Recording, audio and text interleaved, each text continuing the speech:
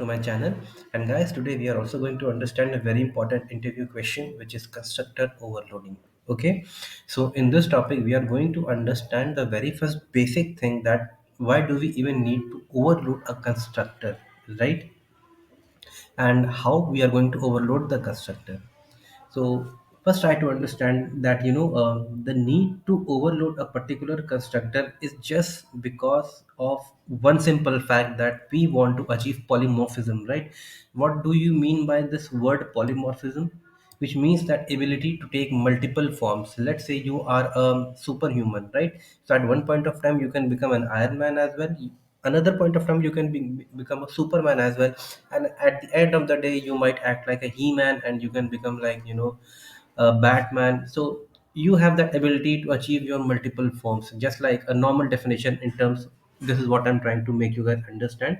And there are certain situations in which one thing needs to act into different manners, and this is one of the very main concepts of Java, that is polymorphism. So in order to achieve polymorphism, we do that, right? And you would say that why we need to do that? Can you show me some scenarios? I know experienced guys would be able to understand a little bit, but for a freshers kind of guy, let's say this is a particular field like username field, right? Let's say onto your Gmail username field where you enter your username for logging in, right? So while developing this particular kind of application, it may require that initially you should be only able to write your username like Abhinav MIS. Let's say this is your username. For example, I am just giving a example over here. So you can only pass string over here, right? The string data. Let's say next time the field is the same, but when you are trying to call this method, you are calling the same method, but this time while into your coding stuff, you will write alphanumeric like Abhinav 1 1 2 2 3 3 4 4 5 5 6 6, right? So it depends upon the requirements. If you're working in an organization, sometimes your client may say that, I want this kind of data, or sometimes your client may want this kind of data. So you cannot, changing this particular name of the method. It's just that if you can achieve polymorphism, you just have to, pass something over here in the sort of parameters, and that is it, right? It's if let's say 20 times the requirement has got changed, now we want some special character as well. So you will not go and create over here passing data to username special character, right? So you are not going to create a method like small children are going to make, right? We make a generalized method, and we just achieve polymorphism. That is, this method is able to take multiple forms by, and we can do that by overloading it, right? So this is what it is all about. This is where it is actually required. I hope some of you guys might have got some basic sense of that, right? But we are going to limit our scope, just how we are going to overload the constructor. Okay, so let's start the lecture how we are going to overload, right? So in order to overload a particular constructor, guys, I am going to give a demo for this. I'm going to give you a real life demo over here. But before that, let's go to the theory portion so that concept is clear. Okay. So we will create some constructor. For constructor, those who do not know what constructor is all about, please visit my just last 2 3 lectures. Uh, and onto that, I have given a very detailed lecture onto that. What is constructor? What it is all about? Okay. So we will create multiple constructors with the same name and in the same class, right? The class should be the same, and the name of the constructor should also be the same, right? And the way we are going to create them, they would be working in different ways. Okay, so in order to achieve constructor overloading, they can be done by difference in number of arguments. If you create a constructor and you have different number of arguments, constructor overloading can be achieved. If there is difference in data type of argument, I mean the type of data uh, which is present in argument, if that is different, then also. And if there is difference in sequence of arguments. So if you are not able to understand what it is, let's get back to the practical session, right? So that everybody is able to understand what we are going to talk about over here. So I have created a particular class over here, right? So this is the name of my channel, let's say. So I created a class over here, and now I'm going to create some constructors, right? So first we will try to understand this particular part, having difference in number of arguments, right?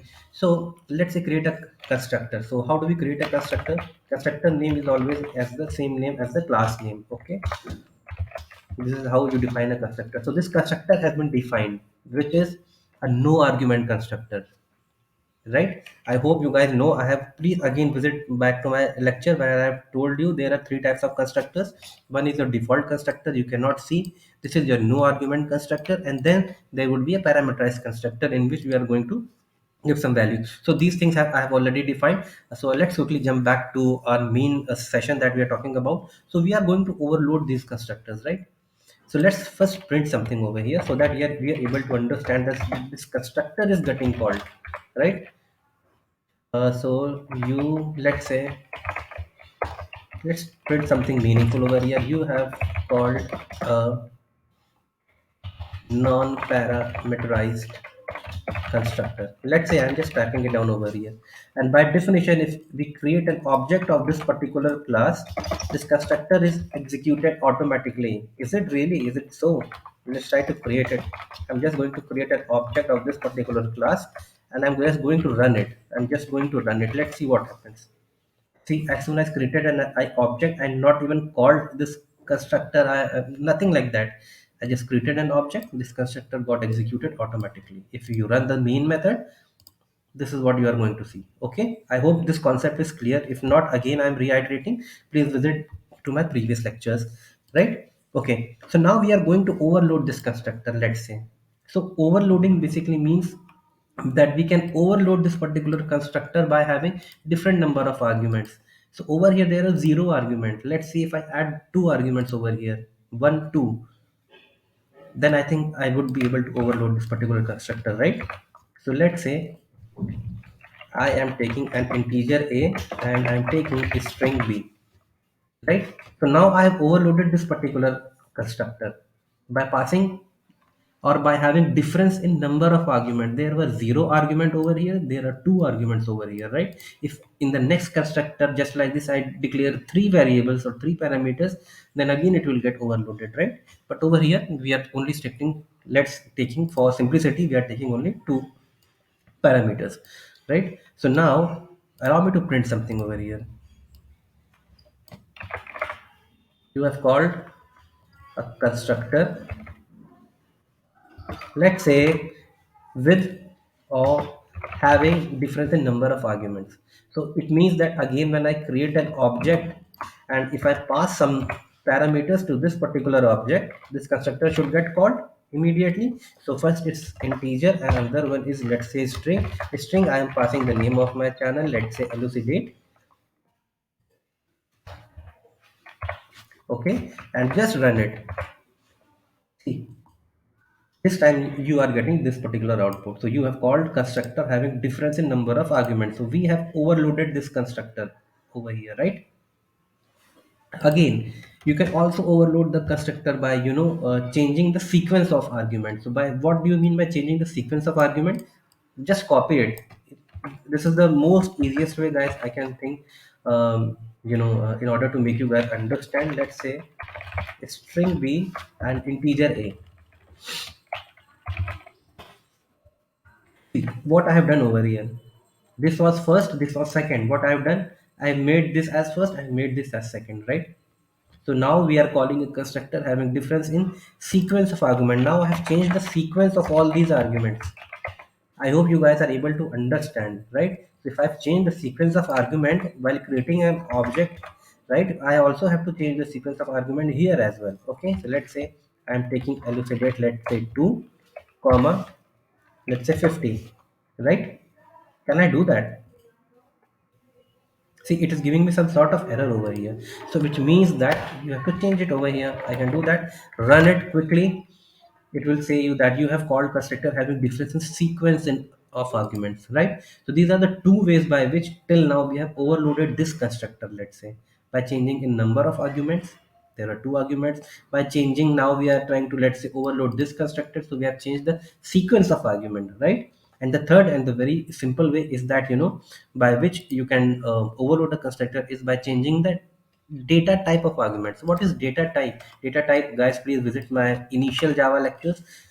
I mean, I have told in the most easiest and simple manner. So let's say this was integer A, this was string B, right? So I'm now going to change the data type of these things. Let's say I am taking double of A and let's say char of B, let's say.